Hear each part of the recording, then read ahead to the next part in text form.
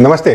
फार्मिस्टो और सर्वप्रथम किसान चैनल पर आपका एक बार फिर से स्वागत है। जैविक खेती की इस सीरीज में हम लोगों ने अभी तक देखा है कि मिट्टी के क्या स्वास्थ्य होते हैं, कैसे स्वास्थ्य मेंटेन करना होता है, मिट्टी की उपजाऊ क्षमता क्या होती है और मिट्टी की पैदावार क्षमता क्या होती है और दोनों का क्या महत्व है। फर्टिलिटी या सॉइल फर्टिलिटी और सॉइल प्रोडक्टिविटी जो हम बोले, मिट्टी की उपजाऊ और मिट्टी की पैदावार क्षमता दोनों को कैसे बढ़ा सकते हैं जिससे कि हमें ज़्यादा से ज़्यादा उपज आए। और इसी क्रम में हम लोगों ने देखा कि बायोचार एक बहुत ही नया नवाचार आया है जिससे कि मिट्टी की जो छीन होती उपजाऊ क्षमता है, फर्टिलिटी है, सॉइल फर्टिलिटी या मिट्टी जो उपजाऊ क्षमता है खेत का, वो ख़त्म होते जाता है।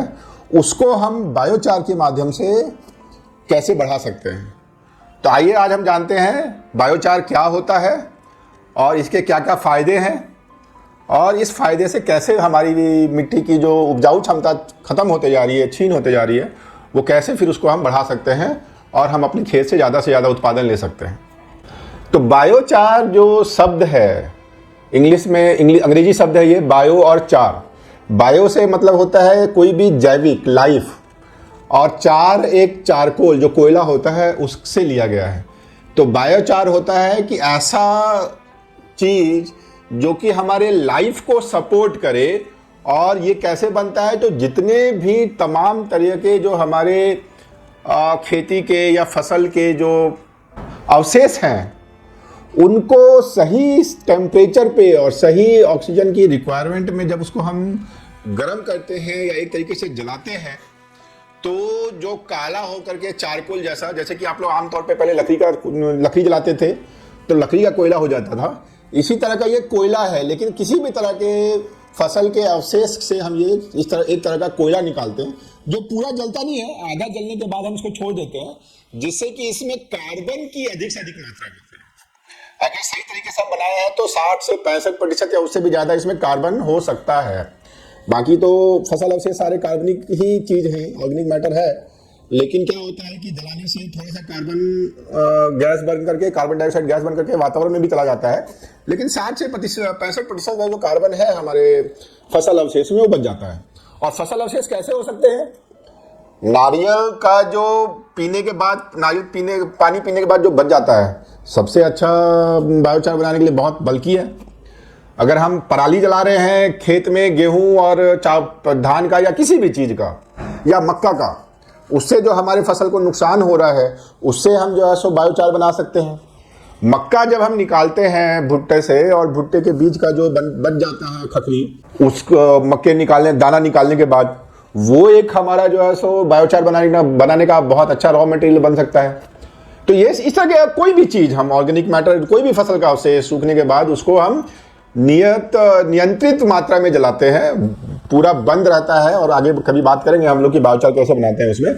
तो वो पूरा कार्बन से ऐसा मटेरियल होता है, बाद में उसको हम पाउडर भी कर सकते हैं और खेत में जो है छिड़क सकते हैं। तो ये बड़ा अच्छा चीज़ है क्योंकि हम इमीडिएटली, जैसे आप बोलते हैं ना कि हाँ तुरंत विटामिन का कैप्सूल खा लिए, इसी तरह से अगर किसी भी मिट्टी का जो हम बार बार बात करते हैं कार्बन नाइट्रोजन रेशियो खराब हो जाता है, धीरे धीरे ऑर्गेनिक मैटर हमारे खेत से खत्म हो गया, मिट्टी में कार्बन मैटर नहीं है, तो मिट्टी में कार्बन डालने का ये बायोचार बहुत ही उत्तम चीज है। बताया मैं जैसे आपको कोयला जैसा 60-65% इसमें कार्बन होता है, तो तुरंत आपके खेत में कार्बन आ जाता है।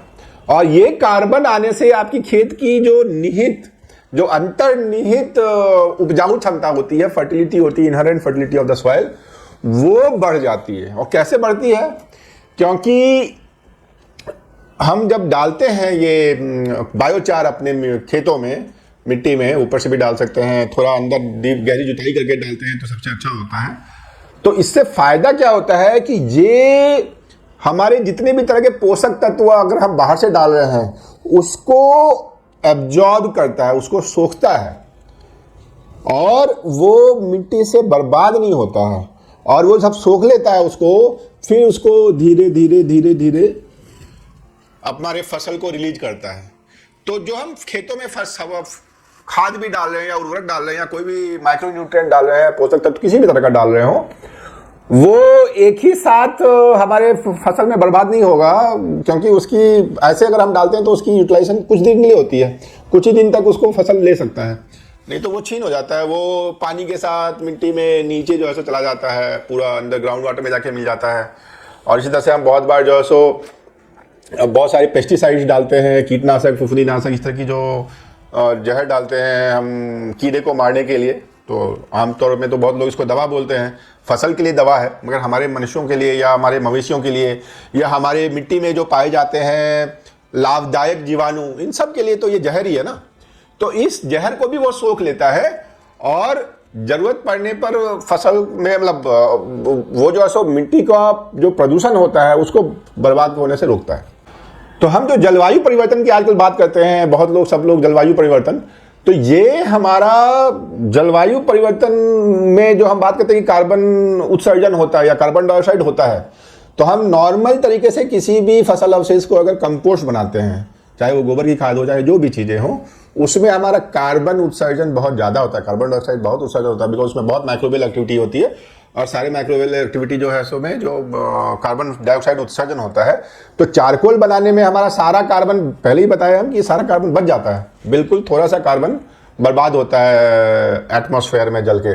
तो एक ये फायदा होता है। दूसरा, जो हम जलवायु परिवर्तन की बात करते हैं, तो जलवायु परिवर्तन में हमारे पानी का बहुत ही महत्व है। पानी हम कितना कम इस्तेमाल कर रहे हैं अपने खेतों में आजकल, इसलिए ड्रिप, स्प्रिंकलर, माइक्रो इरिगेशन की बात हम लोग करते हैं, सूक्ष्म सिंचाई की बात करते हैं, हम लोग बात करते हैं हर बूंद से ज़्यादा खेती, पर ड्रॉप मोर क्रॉप, तो बूंद बूंद से ज़्यादा फसल लें, उसके बारे में बात करते हैं। तो ये जो हमारा बायोचार है, ये बायोचार हमको पानी को बचाने में बहुत मदद करता है। वो पानी सोख लेता है और हमारी फसल को, जो मिट्टी की नमी को जो है सो बचाए रखता है। जैसे हमारा गोबर का खाद है, जैसे हमारा कोई भी वर्मी कंपोस्ट है, इस तरह का हम कोई भी, और जब ऑर्गेनिक मैटर बढ़ाते हैं खेत में तो मिट्टी की नमी ज़्यादा देर तक बढ़ती है। इसी तरह से बायोचार भी क्या है, बायोचार भी ऑर्गेनिक मैटर है, तो पूरा 65% कार्बन ही है पूरा। और ये जो है सो जैसे आप देखें, ये लकड़ी का कोयला जैसे होता है, ये छोटे छोटे फॉर्म है, तो ये भी मिट्टी में पानी को सोखता है और ये धीरे धीरे पानी को रिलीज करता है। तो ये भी एक बड़ा अच्छा खासियत है कि फसल की पानी की रिक्वायरमेंट या ज़रूरत जो है सो कम हो जाती है फसल में। और आप जब डालेंगे तो देखेंगे कि हाँ, पहले हम जो है सो 4 दिन में 5 दिन में डालते थे खेत में पानी, तो वो 4-5 दिन के बदले 2-3 दिन बढ़ जाएगा, आपको 6 दिन में या 7 दिन में डालना पड़ेगा। तो ये दूसरा एक बहुत फ़ायदा है बायोचार का खेत में डालने से। तीसरा चीज़, ये ऐसा है बायोचार जो डालते हैं, जो कार्बन है, इसकी लाइफ बहुत लंबी है, ये ऑलमोस्ट स्टेबल है, स्थिर होता है, इतना जल्दी मतलब ख़त्म नहीं होगा। तो आपको 50 सैकड़ों साल तक जो सब मिट्टी में बना रहता है, तो एक बार आप डालें तो लंबे समय तक ये बना रहेगा, तो इसको हर साल हमें खेत में डालने की जरूरत नहीं है। तो ये एक बहुत अच्छा चीज़ है। और जब हम पहले बता रहे थे, तो एक बात बताना हमने आपको भूल गए कि जब हम पोषक तत्व की बात करते हैं, तो पोषक तत्व को एब्जॉर्ब करता है और पोषक तत्व को भी धीरे धीरे छोड़ता है, फसलों तक जाता है। उसमें कुछ पोषक तत्व के लिए तो ये खास बहुत अच्छा है, जो हमारे महंगे पोषक तत्व हैं, जैसे कैल्शियम हुआ, मैग्नीशियम हुआ, मतलब नाइट्रोजन, फॉस्फोरस और पोटास, एनपीके के अलावा एनपीके को भी धीरे धीरे देगा। और सबसे ज़्यादा आप मात्रा में यूरिया, डीएपी, पोटास यही सब डालते हैं, या आप कैल्शियम अमोनियम नाइट्रेट डालते हैं, या डीएपी डालते हैं, या पोटास डालते हैं, तो ये सब को भी एब्जॉर्ब कर लेगा न्यूट्रिएंट को खुद, और फिर धीरे धीरे धीरे धीरे पौधे को देगा, तो पौधा अच्छा ग्रोथ करेगा। और हमारा उर्वरक का, रासायनिक उर्वरक या जो भी चीज़ें हम डाल रहे हैं, अलग से मैक्रोन्यूट्रिएंट डाल रहे हैं, उसका एफिशिएंसी बढ़ा देगा, मतलब कि उसका इस्तेमाल का जो कुशलता है या क्षमता है उसको बढ़ा देता है। तो वो भी हमको, ये एक अच्छा फ़ायदा है इसका। और तो ये सब फ़ायदे बताने के बाद हम चाहेंगे कि आपको थोड़ा सा कैसे बनाते हैं बायोचार, उसके बारे में बता देते हैं। और बायोचार जैसे मैं बताया, ये थर्मल डिकम्पोजिशन, ऊष्मीय अपघटन से हम बनाते हैं। तो एक क्लोज चैम्बर होता है, और क्लोज चैम्बर वो लोहे का भी बना सकते हैं, या बहुत जगह पे वो मिट्टी का ही बना देते हैं, और उसमें जो भी फसल अवशेष है, पुआल है या पराली है या गेहूं का अवशेष है, या नारियल का पानी पीने के बाद जो नारियल का फल बचा पानी निकालने के बाद, या भुट्टे का या मक्के का, कुछ भी हमारे फसल के अवशेष हैं, उसको हम, ये पूरा क्लोज रहता है, और हम पीछे फोटो में आपको दिखाएंगे, पूरा बंद रहता है, उसमें हम इसको डाल देते हैं और हल्का से आग लगा देते हैं। टेम्परेचर मोटा मोटी अनुमान इसमें जो है सो 300 से 500, 550 डिग्री सेंटीग्रेड तक टेम्परेचर मेंटेन करते हैं। इससे थोड़ा समय तो ज़्यादा लगता है, लेकिन कार्बन की मात्रा जब हम ये बायोचार तैयार होगा, उसमें बहुत ज़्यादा होता है। कुछ लोग क्या कहते हैं कि इसका टेम्परेचर ज़्यादा बढ़ा देते हैं, 700, 750 कर देते हैं, 600 से ऊपर जब टेम्परेचर जाएगा तो जल जाएगा जल्दी। जानते हैं सारी फसल जल जाते हैं, सारी फसलों से जलेंगे, ऑर्गेनिक मैटर तो जलेगा ही। तो उसमें भी बनता है बायोचार, ऐसा नहीं कि नहीं बनता है, लेकिन उसमें कार्बन की मात्रा कम होती है और टोटल बायोचार का मात्रा भी कम होगा तो कम बनेगा। तो हम लोग इसमें कम टेम्परेचर पर धीरे धीरे निकालते हैं ऑक्सीजन की मात्रा। और ऑक्सीजन बंद इसलिए रहता है कि उसमें ऑक्सीजन कम जाए। ज़्यादा ऑक्सीजन जाएगा तो पूरा जल जाएगा, उसमें आग के जैसा जलेगा। तो आग के जैसा नहीं जलाना है इसको, बिल्कुल आग नहीं लगना चाहिए।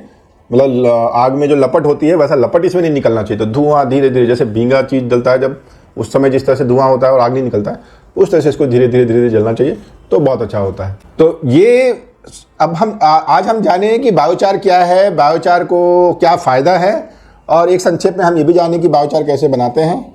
अब आगे हम चर्चा करेंगे जो हम बार बार बात कर रहे हैं, पराली और या गेहूं के अवशेष हुए, ये सब को जो हम जला देते हैं, इसके क्या नुकसान है, ये सब हमारे खेतों के लिए कितना फ़ायदेमंद चीज़ है जिसको हम जला करके बर्बाद कर रहे हैं। और जलाने से सिर्फ हमारा फसल अवशेष जिसको कि आप बायोचार बना करके अपने खेत में वापस डाल सकते थे और खेत की उपजाऊ क्षमता बढ़ा सकते थे, सिर्फ वही नहीं कर रहे हैं।